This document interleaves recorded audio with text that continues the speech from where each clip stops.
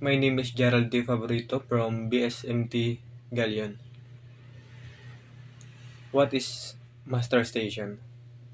A master station is a designated location on a ship where crew members and passengers must gather in case of an emergency. It is typically marked with clear signage and its equipment with life-saving appliances like life jacket and lifeboats.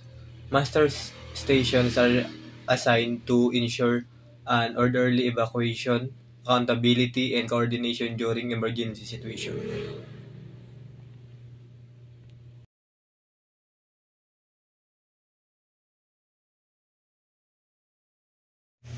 Emergency procedure. Fire alarm. Crew members respond to the fire alarm. Fire response teams arrive. Firefighting equipment is deployed. Non-essential personnel remain clear. Suppression efforts begin, and the situation is continuously monitored until controlled. General alarm. An emergency situation requires all crew members to report to their assigned station where officers assess the situation and provide further instruction while passengers are advised to follow crew guidance. Abandon ship alarm. The crew the crew and passengers evacuate only when it's unsafe, wearing life jackets and preparing for master station with lifeboats and rafts ready for deployment.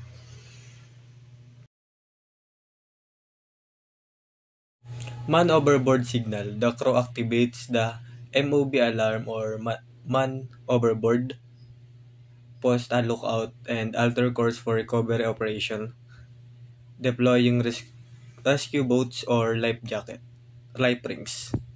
CO2 alarm. The CO2 alarm requires immediate evacuation of affected areas, sealing of protected spaces before release, and only trained personnel enter safe areas.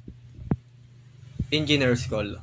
This is a system used to promptly call engine room personnel for urgent technical issues, ensuring that the problem's nature is assessed and corrective measures are implemented.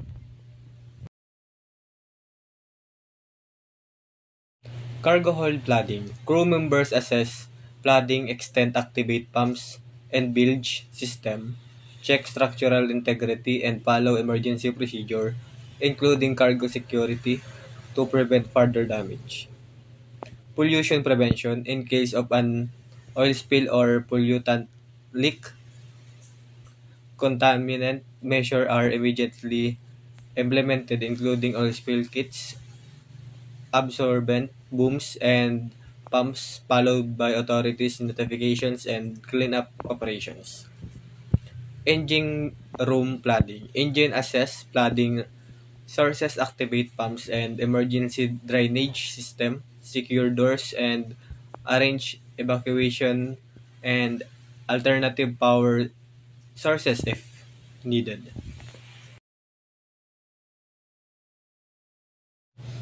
Importance of training and drills. 1. Preparedness. Ensure that the crew members are ready to handle emergency efficiency. 2. Safety. Reduces risk by teaching correct emergency response action. 3. Compliance. Meets regulatory requirements set by IMO, SOLAS, and other maritime authorities. Efficiency. Helps prevent panic and confusion during actual emergencies. Team coordinations. Improves communications and teamwork, increases situations. Next, regular drills enhance survival chances, protect lives, and minimize damage to the vessel and environment.